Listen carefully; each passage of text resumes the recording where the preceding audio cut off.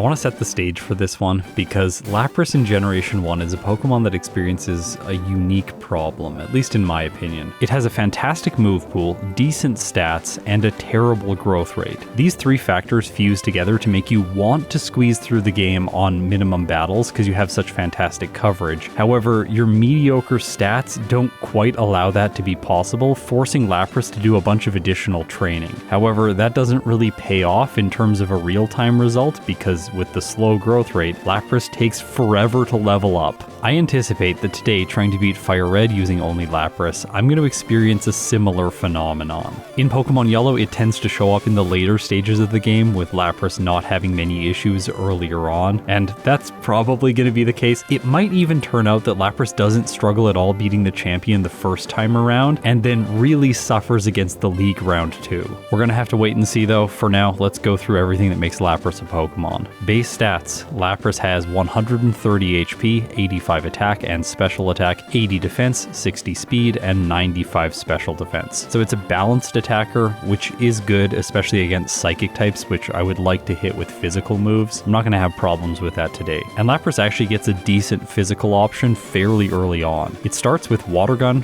perfect for Brock, Growl, and Sing. Lovely, we have a sleep-inducing move. I'm sure I'm going to get seduced into using it at least once during this run. At level 7 it learns Mist, and then at only 13 it gets Body Slam. Beyond that through level up, the one highlight I think is Ice Beam at level 31. This means I'll have a powerful Ice type move without having to buy it from the game corner. Lapras does learn Hydro Pump at level 49, but I don't think that this move's going to be useful in today's run. Since I'm playing FireRed for the first time with many of these Pokemon, I'm typically going to rely on moves that are a little bit more consistent than something like Hydro Pump. Maybe upon reflection, when I come back to this Pokemon in the future and play it again in FireRed, Hydro Pump will be the answer, but I don't think I'm going to be using it today. Through TM and HM, just like I said before, Lapras has access to so much coverage. All of the ice moves, all of the water moves, all of the electric moves, and even psychic, which I will talk about more in depth later. For now, I have to plan on how I'm going to beat Brock. This one's actually really simple. Water Gun will just be enough on minimum battles, although I don't think doing minimum battles is necessarily the best option. There are two bug catchers in the forest that have Caterpie and can't poison your Pokemon, so I decided to fight them just for a little bit of extra experience. This way, Route 3 as well as Mount Moon, and then later on Misty are all going to be slightly smoother since Lapras is going to be at a higher level. This is the first instance of me compensating for the Lapras effect, although I do realize that the early game training isn't very efficient. Maybe I should have put this off. I'm not really sure. Either way, Brock does have rock type moves in this game, so the extra levels are at least going to make Lapras slightly more secure against his Pokemon. Also, in the spirit of training, once I reach the gym, I do battle the camper for some additional experience. This brings Lapras up to level 10 before I take on Brock.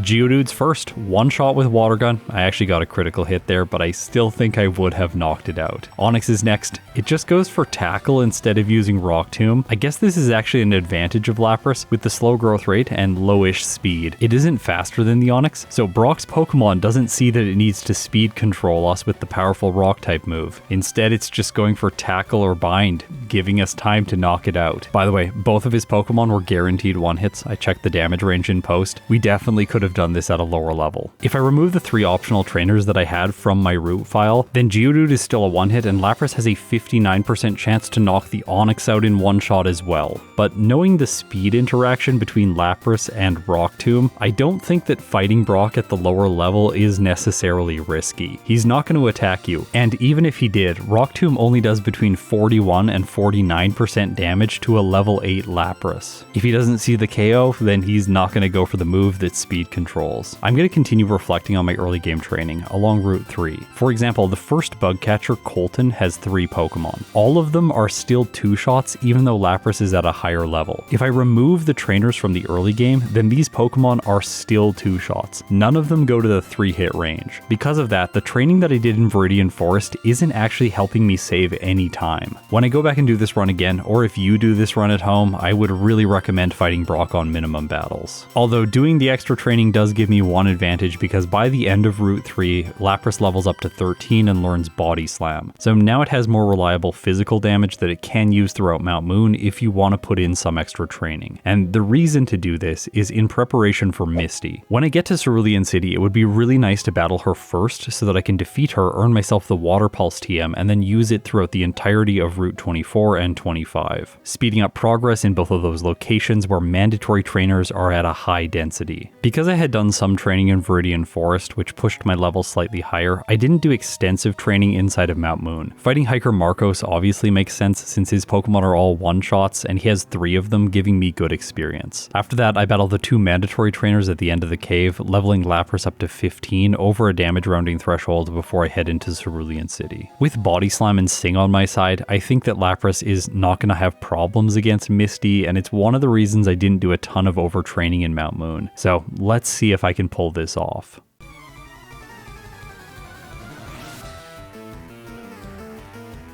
Staryu's up first. I'm not going to go for Sing here because I just want to knock it out as fast as possible with Body Slam. Misty unfortunately does use Harden on turn 1 and the Staryu is faster than Lapras, so it's going to take me 3 turns to knock out the Starfish. Unless I get a lucky critical hit. Well, it's still 3 hits because I did do 2 before, then she healed with a Super Potion and then Body Slam one-shot. Okay, I want to talk about Water Absorb here. While the Staryu did use a Water type move against me, I don't think that the Starmie is ever going to, since it has Swift, which is an alternative option, which is going to do more damage to Lapras when compared with Water Pulse. Because of that, I think that Shell Armor is the much better ability for Lapras to run during these solo challenges. I guess the only other place in the run where Water Absorb would potentially be helpful is against Lorelei later on, but I also don't expect her Pokemon to be using a lot of water moves against me. With Shell Armor, I don't have to worry about critical hits, and that's another reason why fighting Brock at a lower level is just the smart thing to do. He can't even crit Lapras with Rock Tomb. But getting back to this battle, my strategy against the Starmie was fairly simple. Use Growl, lower its attack so Swift is doing less damage, then put it to sleep with Sing. However, this move missed so many times. Eventually, at 4 hit points, Lapras finally puts the Starmie to sleep. But after Generation 1, this status condition is just not nearly as good. Starmie wakes up, uses Rapid Spin of all moves, and Lapras faints. Okay, I can anticipate what the comments are going to be. I wasted a bunch of time against the Starmie spamming Sing, which did absolutely nothing. So what if I just attack it right away with Body Slam? I have upside of critical hits or paralysis if I do this, and I tried it,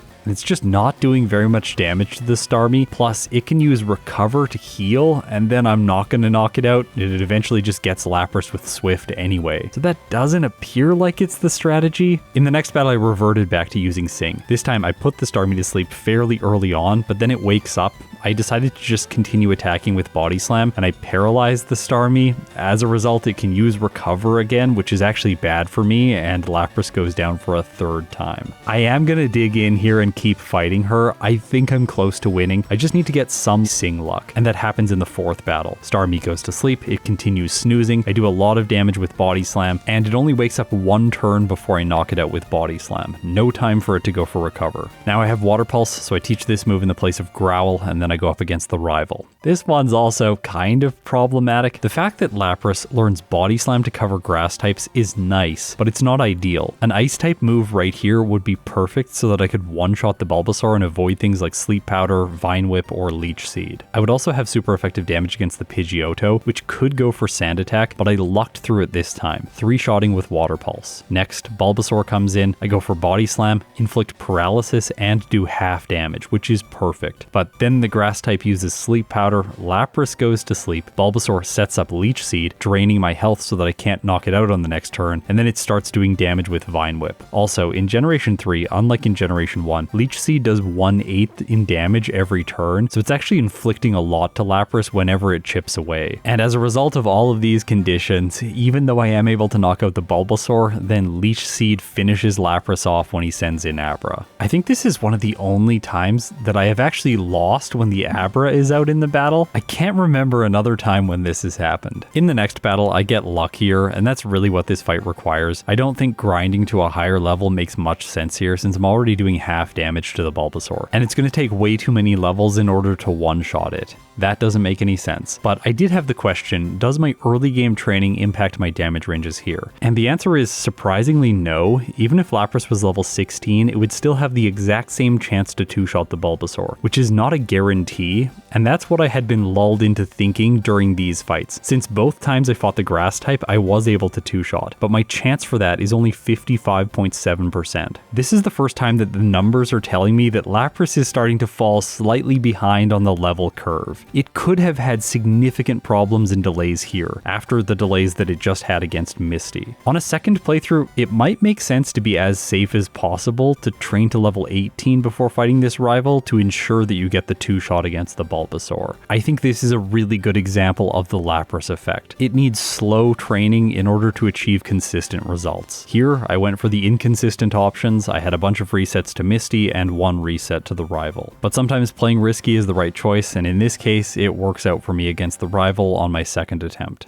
Okay, Route 25. I'm not going to get secret power today, I don't think it makes any sense, but I am going to fight the hiker just for a little bit extra experience. This is to compensate for the Lapras effect. Whenever I have an option between two trainers, I'm always going to fight the person that has more Pokemon just to gain more experience, slowly working myself towards a slightly higher level at the end of the game. On the SSN, I pick up Rest. I don't know if I'm going to need it. I haven't been using it a lot in FireRed recently. It's just not really as good as it is in Generation 1, especially Yellow version, but I would rather have it than be sorry later on and not be able to pick it up again. This is the only place in the game where you can get this TM. If only you could buy it from the department store. That would be so much more convenient. Okay, let's fight the rival again. In this case, I still have the same moveset. Luckily though, his Pokemon have kind of fallen behind on the level curve at this point, so I'm able to two-shot the Pidgeotto, but this one was able to use one sand attack. And Body Slam is no longer able to two-shot the Ivysaur, at least that's what I was expecting, but apparently my first attack rolled really bad damage, and then my second one got really good damage because I do two-shot. So his grass type goes down without doing much. However, then I start missing on the Raticate because of sand attack, and due to the accuracy drop, I end up losing. Okay, are you ready for this super strategic way to get by the Pidgeot with sand attack? This is actually one of the best strategies I think I've ever cooked up. In this case, I go for Water Pulse. It confuses Pidgeot, it then hits itself, and because of that, it can't use sand attack. It does snap out of confusion on the next turn though and go for Quick Attack, doing a small amount of damage before I knock it out. But now with my accuracy intact, I'm much more confident for this fight. Ivysaur comes in, again I'm not doing half, but in this case it goes for Poison Powder instead of one of its more potent moves. Of the four, this was the best option for me. And just like last time, I roll better damage on the second turn and knock it out. Raticate comes in, but I don't have to fear this thing now that I don't have my accuracy dropped, and Kadabra's last, which I easily one-shot using Body Slam. Alright, so up until this point the rival has sort of been bumpy, one reset on each one of the fights outside of the battle in the lab, which is always pretty easy for most Pokemon. And you know what else is going to be easy? Well, I assume Surge, because typically he is extremely bad.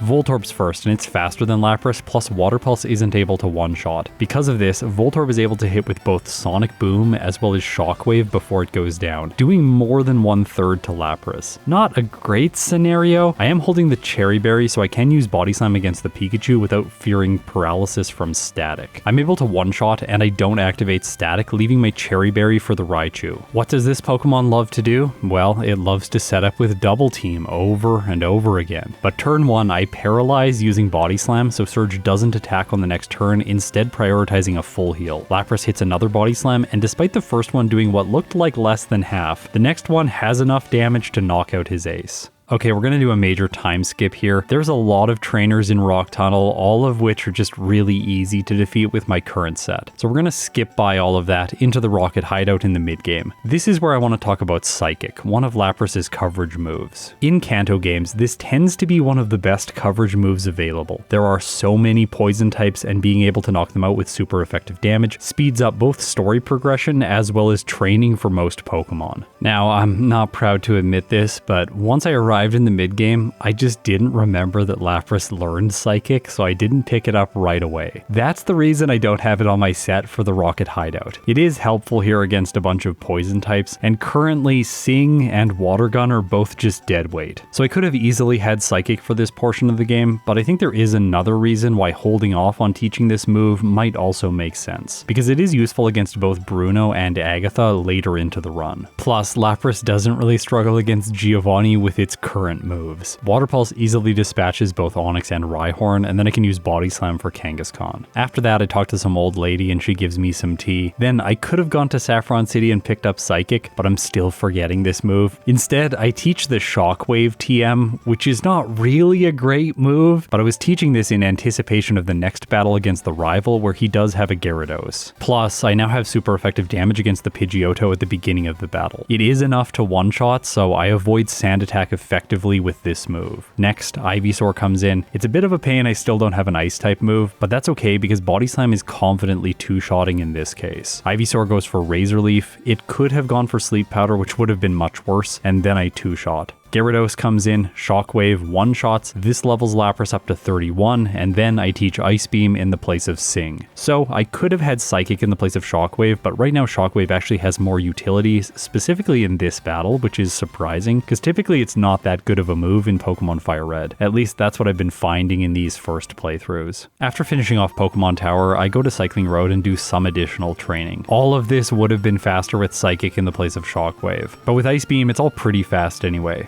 The reason I'm coming here is so that I can go to the Safari Zone as soon as possible and then teach Surf in the place of Water Pulse. One move that I did skip over that I normally pick up in these FireRed runs is Substitute. I didn't want to unlearn Body Slam since I think it's going to be useful against a bunch of Psychic types, and I did want to hold on to Shockwave at least for now, and I anticipate that in the future I'm going to want to teach Thunderbolt in the place of Shockwave anyways, and I'm going to be holding on to an Ice and a Water move throughout the remainder of the playthrough. I don't think it makes sense to forego one of them. This is kind of what happens to Lapras. It gets stuck not being able to use certain moves because it has a bunch of other great options available to it. And I don't want to come off as if I'm complaining about this because the current coverage is fantastic. With Ice Beam, I should be able to defeat Erika next. Victory Bell is first, I go for Ice Beam and I one-shot. Alright, perfect. Tangela obviously is also a one-hit, then Vileplume comes in. This is by far the most bulky Pokemon she has, but even it can't survive Lapras' Ice Beam. Okay, Body Slam is useful inside of Koga's gym, defeating the Jugglers. In this case though, it's just barely not one-hitting the Drowsy, which is pretty frustrating. Maybe in a case like this, giving up Body Slam and having Substitute would be the better choice, because I could just use Surf or Ice Beam to two-shot these Psychic types, which is not wasting that much time, and they're not as risky to go up against as they are in Generation 1. This fight is always a little bit sketchy in those games, and if I can't one-hit, I'm always worried that something will go wrong. But in FireRed, I have no problems, so let's move on to Koga.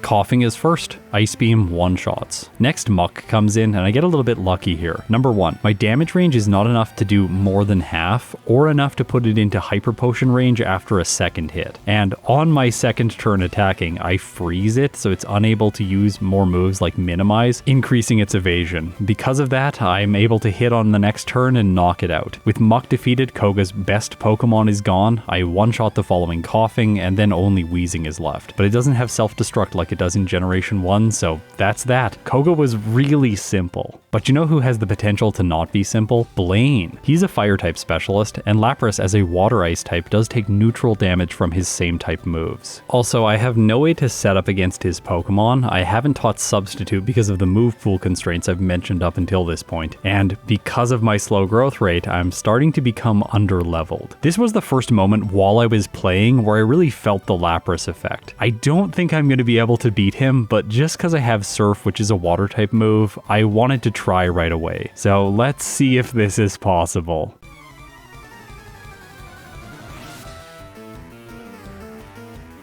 Growlithe is first. I'm able to one-shot using Surf. Then he sends in Ponyta. It's also a one-hit. All of this is to be expected. His first two Pokemon are pretty bad. The problem is the Rapidash and the Arcanine are both faster than Lapras. Rapidash by 13 speed and Arcanine by only 4. Rapidash moves first, uses Fire Blast, and it burns Lapras, which is really not good. Then Arcanine comes in. Also, Rosie is commenting on all of this in the background. I don't know if you can hear her. She's usually a lot quieter than Churro. Anyways, back to Arcanine. It goes for Fire Blast, inflicting massive damage. While Lapras does survive the hit, Surf isn't able to one-shot Arcanine, and because of that, burn damage ends up being my undoing. Okay, increasing my damage against the Arcanine is going to be key. To do that, there are two options that I have available to me right now. I can go back to the game corner and purchase the Mystic Water for 1,000 coins, which boosts the power of Surf by 10%. The second thing is the obvious option, battling more trainers in order to level Lapras up to a higher level. It needs to grind because it's falling behind. This is the Lapras effect. Luckily to do this, there's a place in the game where I can make progress while also gaining experience, which is inside of Sylph. There's a bunch of high experience trainers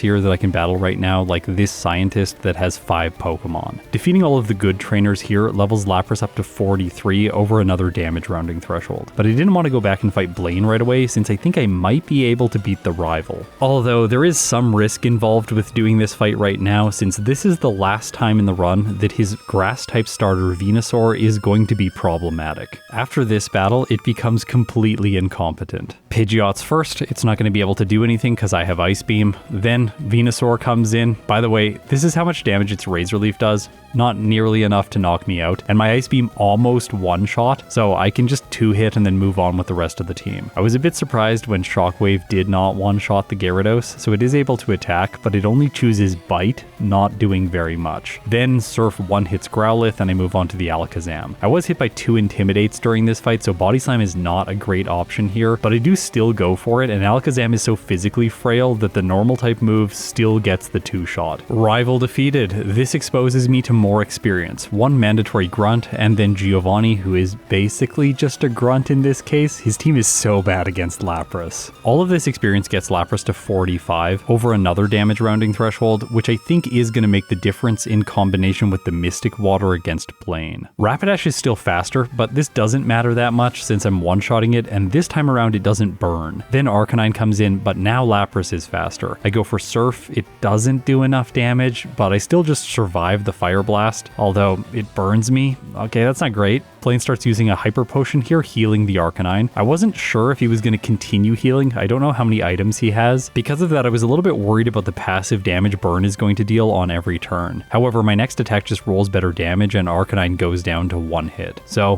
Blaine is defeated, and with his badge, I get a 10% boost to my special attack and special defense. So this badge is helping Lapras improve its damage and slightly counter out the Lapras effect. Next, I head straight to the Saffron City Gym to take on Sabrina. Kadabra, 1 hit with Body Slam. Mr. Mime, not a 1 hit with Body Slam. It's kind of annoying. She uses some healing items, wastes some time, and then I knock it out. Venomoth's next. Now, this thing, it's a fire type, right? Fire electric type, actually. Luckily, it just goes for Psybeam and does pathetic damage to Lapras. Then I knock it out and move on to the Alakazam. And it's just like everything else in this fight. Most of the Pokemon take 2 shots. They're kind of annoying, but they're never really scary. Okay, this doesn't deserve to be talked about like a gym battle.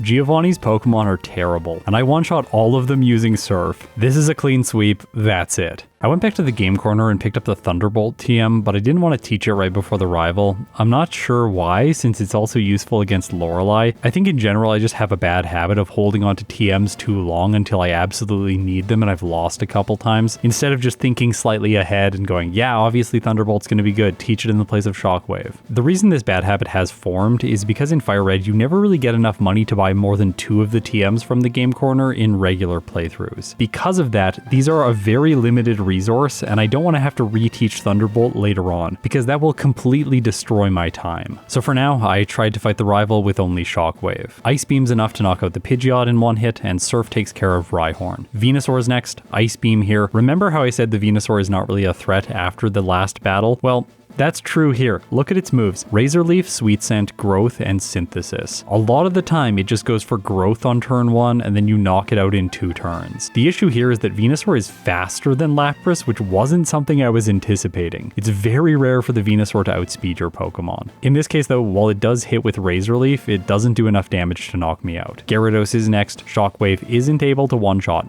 Thunderbolt would have, obviously. Gyarados sets up Rain Dance, and then I knock it out right before the Growlithe comes in. Thank you, Gyarados. That was very nice of you to boost the power of Surf for me against a fire type. Of course, Growlithe goes down in one hit. Alakazam is his only Pokemon left over. I wasn't expecting for things to go the way that they end up going here. I thought it was going to go for something like Calm Mind, Future Sight, or maybe Psychic, but instead, after I choose Surf, Alakazam outspeeds and goes for Disable, which disables Surf, because I used Surf on the previous turn to knock out the Growlithe. So maybe I should have gone for Ice Beam or Body Slam just so that I would hit even if it went for Disable. This is something I've never really had to think about playing around in the past, but I will have to think about it from here on out. Also, because of the rival's double Intimidate, I can't do very much damage with Body Slam, only a third. And then Alakazam uses Psychic and Lapras faints. Alright, that fight went really well, and then everything just fell apart at the end. Instead of resetting here, I'm going to black out so that I'm over the damage rounding threshold when I fight the rival again.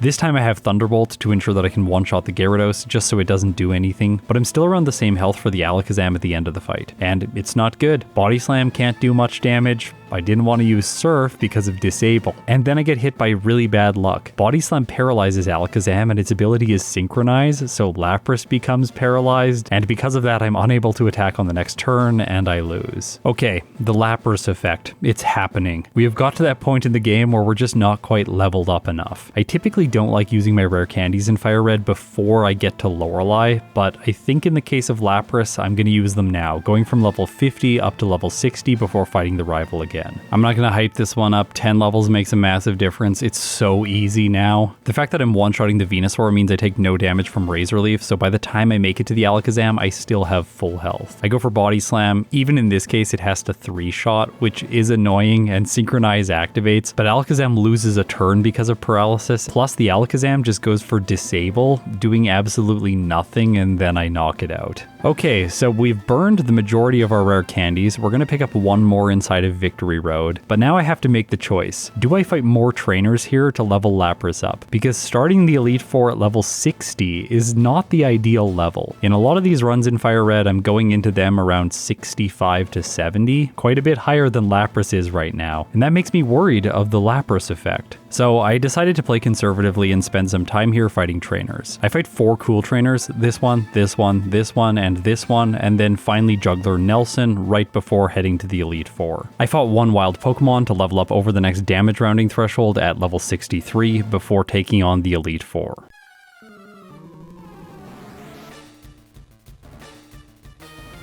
Lorelei's first. I've got Thunderbolt for this fight, so I'm feeling pretty confident. I can 2-shot the Dugong, it just set up Hail, and then I 1-shot the following Cloyster. Slowbro comes in. This is where things get a little bit sketchier. It gets Amnesia set up, and then Lorelei uses a full restore, so now I have to 3-shot using Thunderbolt. I went for Body Slam once here to try and avoid her using another healing item on it, but I think it's quite unlikely that she would have anyway. In Generation 3, it seems like a lot of the trainers only want to use one healing item on their Pokemon before they just stop healing and then wait for the next Pokemon to be sent out. But the time she bought with Amnesia and the full restore gives Slowbro just enough time to go for Yawn, putting Lapras to sleep when Jinx comes in. Not the ideal scenario. Luckily, Jinx just can't do much damage. Ice Punch and Double Slap are the only things it can hit me with, and it's choosing Ice Punch, meaning one of two things. The AI is calculating that Ice Punch does more damage than Double Slap, or the AI is treating Double Slap as a weird move like it does in Generation 2 when considering moves that are multi-hit moves. Think about Blaine's Rapidash and Price's Piloswine going for Fury Attack when they really shouldn't. In this case though, it's sort of the opposite. I think Double Slap might do more damage if it hit me 4 or 5 times, but in the end the Jinx just uses some Ice Punches, I wake up and then knock it out. Lapras is last. I go for Thunderbolt, it does more than half. Lapras heals with a Citrus Berry, just enough so that my next hit doesn't knock it out. But Lorelei's Pokemon is only going for Body Slam against me, so I'm able to finish it easily and move on to Bruno. Okay, it's time to bring up Psychic again. This is the next moment where it would be useful, but I just forgot to pick it up. I didn't get it throughout this entire playthrough, I am so sorry. Either way, I don't know what I would give up to have Psychic. maybe Body Slam, but I kind of want to hold on to the physical move for the champion's Alakazam. I'm just hoping that lacking super effective damage against the Hitmons and the Machamp isn't going to cause problems here. I'm still going to finish off both Onix in one hit with Surf, then Hitmonchan comes out, Surf does more than half, it uses Rock Tomb dropping my speed, which means Lapras is now slower than both Hitmonchan and Hitmonlee, but it is 1 speed faster than Machamp. This is the perfect speed to be at. Although I get hit by Sky Uppercut on the next turn, taking Lapras down to half health. Hitmonlee comes in, it goes for Brick Break, taking me down to 35 health, and then I go for Surf, which doesn't do enough damage to one-shot. Okay, I think this is a reset. I probably should have Psychic for this fight. Hitmonlee misses Mega Kick, and I move on to the Machamp. Okay, so the only way I win here is if I get a critical hit or the Machamp misses Cross Chop. And yeah, it misses Cross Chop. Because of that, I'm able to attack twice with Surf, and even with this Citrus Berry, I have enough damage to knock it out. But I can't believe I'm saying this, I'm not actually through things yet, because the Onix is last, and it is faster than Lapras after Rock Tomb. It goes for Earthquake, and this is how bad Onix is. With Lapras having only 39 hit points, Earthquake is unable to get the knockout. I survive with 8 hit points, and finish Onix using Surf. Alright, Lapras got lucky. So, let's move on to Agatha. In this battle, things were going my way. Despite double team, I'm able to knock out the first Gengar, Thunderbolt one-shots the Golbat, Surf 2 hits the Arbok and it does a little bit of damage, but then all of the luck reversed. Here, the final Gengar is able to hit with Hypnosis, putting Lapras to sleep. Then I wake up and I thought I was going to squeeze through with a victory, but it uses Hypnosis again and Lapras falls asleep. Because of damage from Nightmare and Sludge Bomb, I end up taking 1 loss against her. But if the Gengar just doesn't get lucky with Hypnosis, then Lapras doesn't have problems and defeats Agatha. Lance. This one is by far the easiest Elite Four member for Lapras. Thunderbolt for the Gyarados, Surf for the Aerodactyl, and while it is faster and has super effective damage in the form of Ancient Power, it just can't do nearly enough damage. Surf 1 hits, and from there, Ice Beam, Ice Beam, and Ice Beam. It's time for our last battle before we get the results with Lapras. It might have actually avoided the Lapras effect in the first round of the Elite Four. Let's see how this one goes.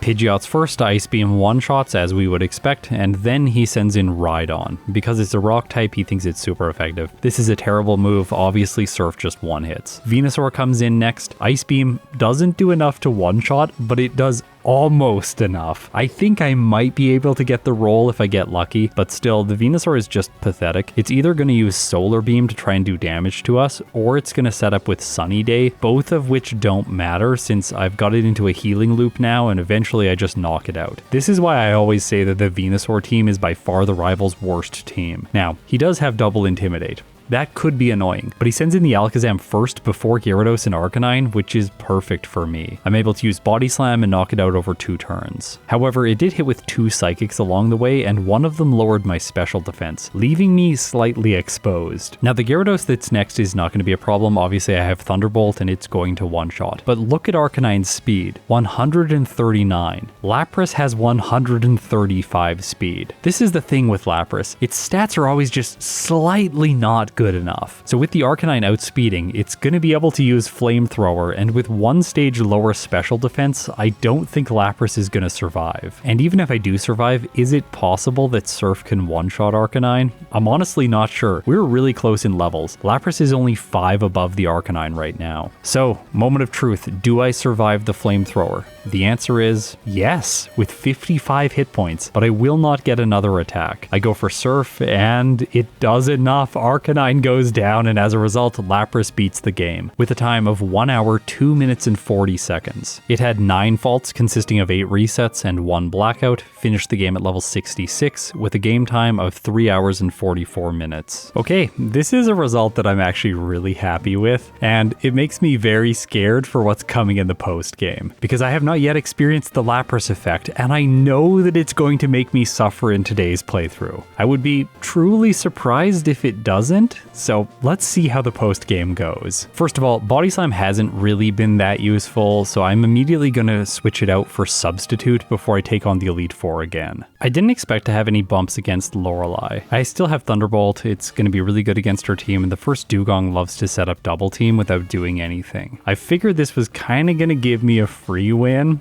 and the Piloswine's easy, but then Lapras has Thunder, so it's able to break my substitute, and then she uses a full restore. It's surviving hits, and without a crit, my Thunderbolt is really not doing very much damage. It's going to take a total of 3 turns to knock her ace out. As a result, she has multiple turns to use Thunder and do a lot of damage to my Lapras, but she just misses because Thunder is a terrible move, and I finish off her ace. Thunderbolt one-shots Cloyster, and then Jinx comes in. But it's faster than Lapras by 9 speed. Because of this, it moves first, uses Lovely Kiss, Lapras falls asleep, and then Jinx knocks it out using Psychic. Okay, so not ideal. In the next fight, I get another critical hit against the Lapras, so that's perfect. After that, I move on to the Jinx, and this time it does not use Lovely Kiss. I crit with Surf, then she uses a full restore, and I proceed to 2-shot with Surf after that. Yes, there was a little bit of Lovely Kiss shenanigans here, but this time around, I wake up and knock out the Jinx. Okay, I've said this before, but Bruno, I think, in round 2 is the most difficult trainer in the entire game of FireRed. This is typically because he has Steelix, and a lot of Pokemon lack good options to knock it out. The fact that he has 2 of them makes the battle incredibly hard for those Pokemon. But for Lapras, he's going to be tricky for a different reason. He's got Hitmonchan and Hitmonlee, both which have good special defense and won't be knocked out in a single hit. And he's also got Machamp, which knows Cross Chop and Brick Break. I can set up Substitute against the Steelix without having it broken by Rock Tomb, and I can also one-shot with Surf, so these Pokemon aren't the problem today. But the following Hitmonchan is able to break my Substitute before I knock it out with 2 uses of Surf. Luckily, Hitmonlee doesn't have any fighting type moves, but it does have Rock Slide, which is still super effective and does decent damage to Lapras before I knock it out. Then Machamp comes in, and this is where things get really bad. Look at how little damage Surf is doing. This is going to be a 3-shot, and Machamp misses Cross Chop, plus my next hit takes it down to low enough health that Bruno heals. He gets 1 more attack in, it's another Cross Chop, and Lapras faints. I took the blackout here. I'm going to train on Lorelei and Bruno over and over again, gain experience, and eventually I'm going to be able to 2-shot the Machamp. Once that starts happening, he's going to be so easy. Also, while doing this training, I am still losing to Lorelei occasionally, which is pretty frustrating. I get to level 76 training. I now have 9 faults in the post game. Then I can use 2 rare candies to go up to 78 over a damage rounding threshold, and I figured that this would be enough to take on Bruno. I get slightly lucky here. I critical hit the Hitmonchan, so it goes down in 1 hit, and then Hitmonlee is only able to break my Substitute but not do any damage to Lapras. Surf now has a confident 2-shot on the Machamp, and with that I'm able to proceed past Bruno. But I'm not out of the woods yet, because Agatha round 2 is so much better than Agatha round 1, at least against Lapras. Her final Gengar knows Thunderbolt, and her Misdreavus also has it. Plus the first Gengar can use Hypnosis, hit with Psychic, lower my special defense, and soften me up for the electric type users at the end of the fight. But that doesn't even matter. Agatha heals with a full restore and then knocks me out with her first Gengar, which is awful. So this really didn't go well. In the next fight,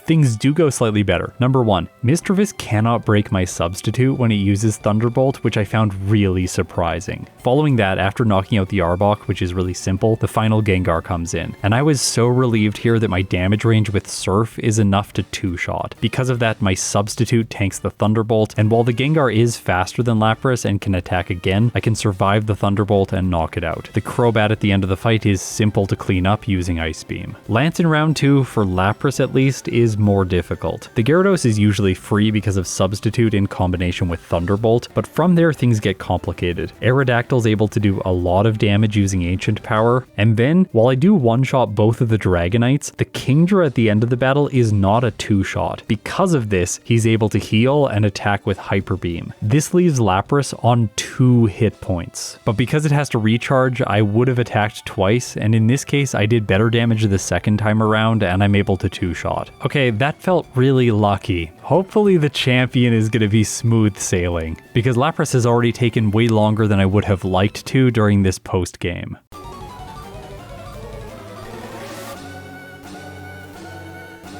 Heracross is up first. It has Rock Tomb. I can set up Substitute here and block the Rock type move, which doesn't break my defense. Then Surf gets a critical hit, knocking it out in 1 turn, which is just perfect. Surf is super effective against the Tyranitar. It does break my Substitute with Thunderbolt, but then I burn one of his full restores here while he tries to save it. Venusaur comes in next. Again, its moveset is just terrible, but that doesn't even matter because I freeze it with Ice Beam so it doesn't get to attack, and then Sandstorm knocks it out. Alakazam's next. I might not have Body Slam, but Surf is able to two-shot. I take some damage from Psychic, leaving me on not ideal health for the remainder of the fight, but I'm not worried. Gyarados is next, which I can one-shot using Thunderbolt, and Arcanine is last. Now, the speed interaction here is truly awful. It has 166 speed, and Lapras has 163, so I'm slower by 3 points. And I think this is the ultimate example of the Lapras effect. I've just not leveled quite enough, even though Lapras is level 80. So the Arcanine's just going to go for Overheat and obliterate Lapras. I am going to have to wait until Arcanine misses, I guess, to win, or until I get here with enough health to survive a single Overheat. Arcanine misses right away. Because of that, I use Surf and knock it out in one hit, clocking in with my post-game time. A very lucky result. 31 minutes and 7 seconds. With 10 faults consisting of 2 resets and 8 blackouts, Lapras finished the game at level 80 with a game time of 5 hours and 40 minutes. Ranking Lapras's post-game results is honestly a little bit disappointing. Up until now, water types have been performing very well in this section of the game. Golduck, Kabutops, Poliwrath, Omastar, Tentacruel, and Dugong all have S or A tier results. Up until this point, there has not been a water type that I have ran the post-game with that hasn't at least achieved an A tier finish. And today, Lapras is the first Pokemon to fall short. It doesn't even fall into the B tier. It's all the way in the C tier, behind Pokemon like Snorlax and Mr. Mime, ahead of Golbat and Dugtrio. Luckily for Lapras, we also have the first round of the Elite Four, where it performed exceptionally well. Actually, it is setting a new record here, because it earns itself the 3rd overall spot, at the top of the A tier, just behind Hitmonlee and Mewtwo. It beat out Mr. Mime's results. By the way, this also makes the A tier a sort of